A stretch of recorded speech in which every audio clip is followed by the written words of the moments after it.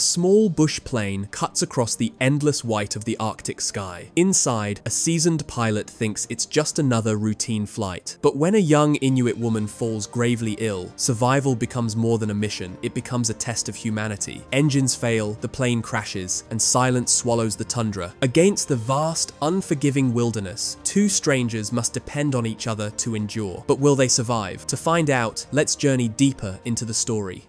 The movie begins in 1953. Charlie, a pilot and a former World War II airman, is celebrating his birthday with friends. Once, he fought for his country. Now, he makes a living flying cargo between remote places, often smuggling illegal goods for money. During the celebration, a poor man walks in asking for help, but Charlie coldly pushes him away. The next day, Charlie receives a new assignment to secretly transport a batch of valuable contraband and hide it somewhere far from the authorities. Without hesitation, he loads up his small aircraft and takes off into the cold, white expanse. He had done this many times before, hiding goods in isolated areas across the Arctic, but this time, things take a turn. Charlie comes across a small settlement of Inuit tribes living in the frozen wilderness. Their lives were deeply tied to nature, quiet, isolated, and harsh. Two men from the tribe help Charlie unload and hide the cargo. Afterward, they invite him into a small tent made of seal skin. Inside, he finds a young woman, barely 20, lying weak and feverish, her breathing shallow, her eyes half open. Through broken words and gestures, they beg Charlie to take the girl to a hospital in the city. But Charlie, impatient and unable to understand their language properly, refuses. He just wants to leave. Then, one of the tribesmen opens a cloth bundle and shows him something irresistible, a set of pure ivory tusks. Greed takes over. Charlie agrees to take the girl, not out of kindness, but for profit. He lifts the sick girl into his plane, secures the cargo, and takes off into the cold blue sky. As they soar over the frozen wilderness, Charlie tries to talk to her, but she doesn't understand English. She simply sits in silence, her eyes filled with quiet fear. Then, suddenly, a strange sound rattles through the engine. Metal groans. The propeller sputters. Something is wrong. He sees it first. The fuel gauge reads empty. The engine coughs once, twice, and then the little plane begins to fall from the sky. Charlie fights the controls with everything he has,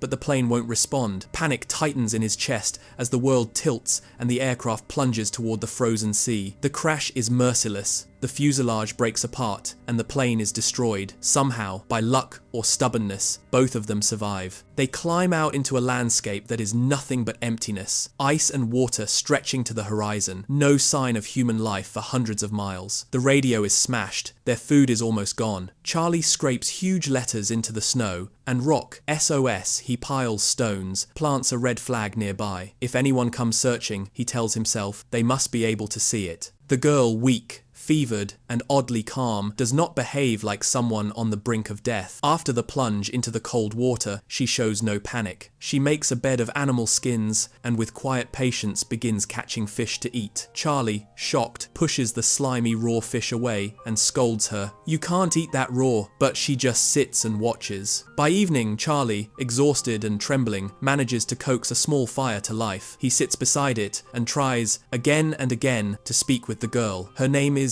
Kanala, he says. Still, she remains silent. No English, no answers. Back home, Charlie's father, friends, and girlfriend grow worried. It's been too long. There is no contact, no return. They wait and fret. The next morning, with no rescue and anger burning in him, Charlie studies his torn map and finds the nearest settlement, a village almost 100 miles away. There's nothing around but frozen emptiness. He packs a gun and a little food, leaves the girl the rest of their supplies, and tells her firmly, "Don't try to follow me, you're sick. Don't worry, as soon as I find help, I'll send a plane." Then he sets off. He walks and walks, day bleeding into night, but he sees no one. Heavy rain begins that afternoon. The cold deepens, and he struggles to light a fire. He spends the night shaking through the storm. That night, he dreams a terrible dream. He's back in a fighter with his brother, dropping bombs on a city, a violent, guilt-drenched vision that wakes him raw and breathless. In his dream, Charlie's brother had tried to stop him from bombing the city, but Charlie didn't listen. He wakes up in a sweat, only to find himself surrounded by a cloud of mosquitoes, the wild Arctic kind that bite like fire. He swats and waves helplessly, stumbling through the swampy ground until his legs give way. He collapses and loses consciousness. Meanwhile, far away, Kanala, the tribal girl he left behind, is searching for him. Somehow, guided by instinct or fate, she finds him lying on the frozen ground, barely breathing. She removes his soaked boots, rubs his frostbitten feet, and crafts warm shoes from animal hide. She applies herbal medicine made from crushed moss and seal fat to his wounds. Slowly, Charlie begins to recover. When he opens his eyes, he sees her sitting beside him and a white owl perched quietly nearby, watching them both. Kanala hands him a steaming bowl of broth made from boiled animal meat. And then, for the first time, she speaks. "My name, Kanala," she says softly. "I know little English." It's the first human voice Charlie has heard in weeks. Gradually, they begin to understand each other through gestures, broken words, and shared silence. Kanala makes him new boots, teaches him how to hunt and fish, and shows him how to survive in a land that seems designed to kill. They begin to bond two strangers from completely different worlds, now bound by the same struggle. Charlie, who once refused to eat raw fish, now eats raw meat without hesitation. Kanala, despite her worsening health, continues to look after him, cooking, tending the fire, and smiling even as her strength fades. One night, Charlie notices Kanala sitting alone under the pale northern light, tears running down her face. He doesn't know how to comfort her, he can only sit beside her in silence. Meanwhile, back home, Charlie's father refuses to give up. He hires 2 pilots to search the Arctic, focusing on the areas where Charlie often hid his smuggled cargo. One of them, a rival who never liked Charlie, tells his father coldly, "In a place like that, no one survives. He's dead. Accept it." But Charlie's father won't listen. "Find him," he says. "Don't come back until you do." Out in the wilderness, Charlie is now skilled in fishing and survival. One morning, as he's cutting through the ice, he hears something, a faint roar from above. A plane. Heart racing, he runs across the snow, waving his arms, screaming until his throat burns. He's sure it's the search team. He can almost feel rescue within reach, but the plane flies too high and disappears into the clouds. Defeated but not broken, Charlie turns to Kanala and says softly, "We're going back to where the plane crashed. That's where they'll find us." And together, the 2 survivors begin their long journey back through the endless white. During their journey back, Kanala hands Charlie a new pair of boots she made from reindeer hide and sinew. When Charlie steps into the icy water, he's amazed the boots keep his feet completely dry. He looks at her with quiet gratitude, but she only smiles faintly and says nothing. After days of walking through the snow, they finally reach the wreckage of the plane. The sight fills Charlie with a strange mix of hope and sorrow. They begin searching through the shattered remains, hoping to find something useful. Then Kanala suddenly freezes. In the corner of the broken fuselage lies a human skeleton, half buried under snow and metal. Terrified, she clutches Charlie's arm. Charlie, hardened by war and survival, approaches the body and examines it. He takes a pistol and a few supplies from the corpse, but Kanala's face hardens with quiet disapproval. Without saying a word, she gently collects the man's belongings, places them beside the bones, and buries everything beneath a mound of snow. That night, under the dim flicker of their fire, Kanala finally explains. "In my people's belief," she says softly, "when someone dies, their soul travels to the land of the moon, but they must take their things with them, gifts, memories,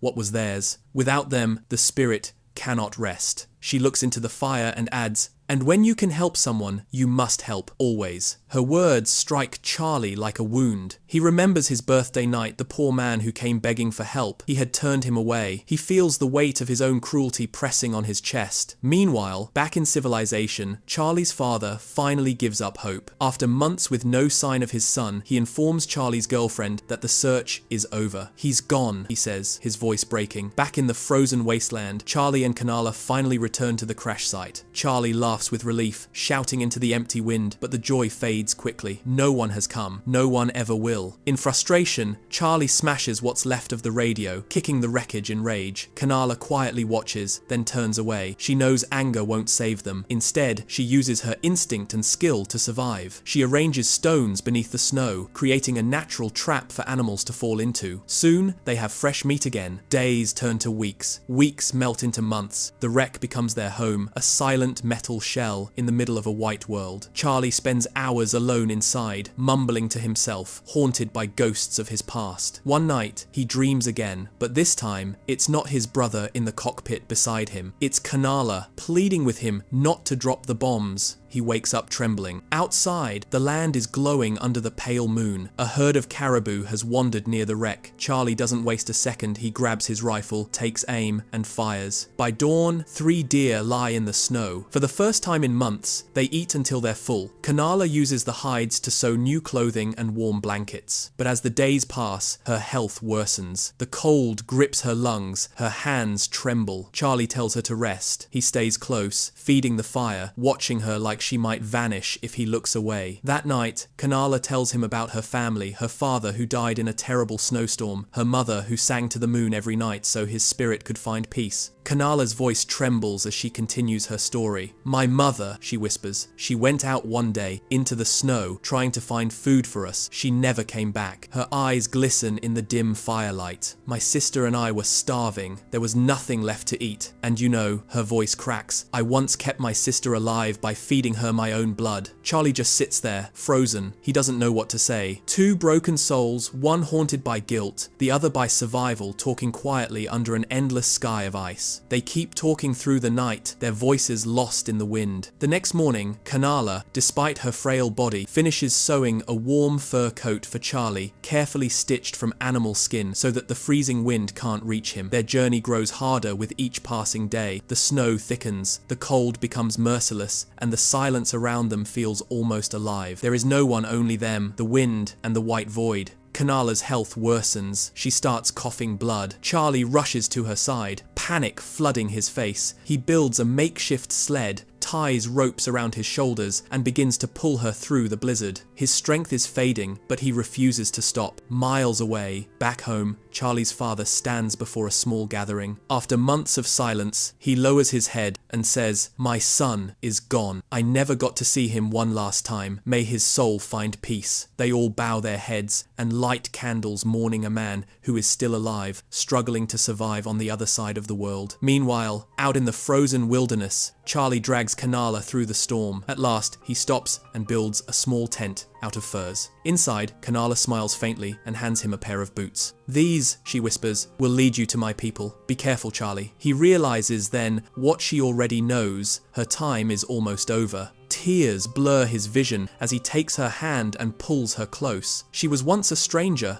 but now she feels like the only family he has left in the world. He holds her until he drifts into an exhausted sleep. When he wakes, she's gone. Panicking, he rushes outside and sees footprints leading away into the snow. They go on for a while and then stop. Like her mother before her, Kanala has walked into the endless white, surrendering herself to the cold. Charlie falls to his knees. The white owl, her owl, circles above, crying out into the silence before flying away. With numb hands, he gathers her few belongings, the ivory tusks, her handmade shoes, and the little charms she carried. He builds a small mound of stones and snow, a grave beneath the northern sky. He bows his head and whispers, "Rest now, Kanala." Then, alone again, he continues walking. His body weakens, but he keeps going. Days later, staggering and half frozen, Charlie finally sees movement in the distance, figures wrapped in fur, carrying spears. Kanala's tribe, the Inuit, have found him. They lift him up, wrap him in warm skins, and carry him to safety. And that's where the movie ends. Thanks for watching. I really appreciate you spending time here. If you found this helpful, please like the video and subscribe for more every week. Turn on notifications so you don't miss the next upload.